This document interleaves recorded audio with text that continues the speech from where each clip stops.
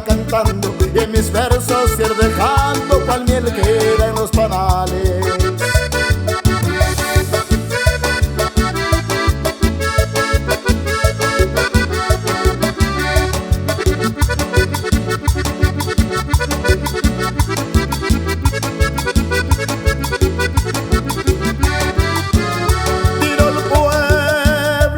Florido, rinconcito abandonado, evocando mi pasado.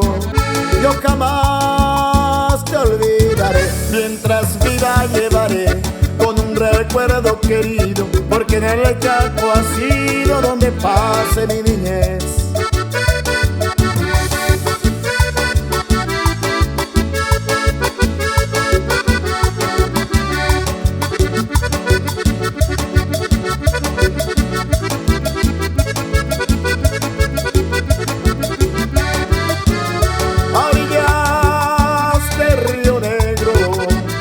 Escuché por vez primera, con dulce voz verdadera, el amor de una mujer.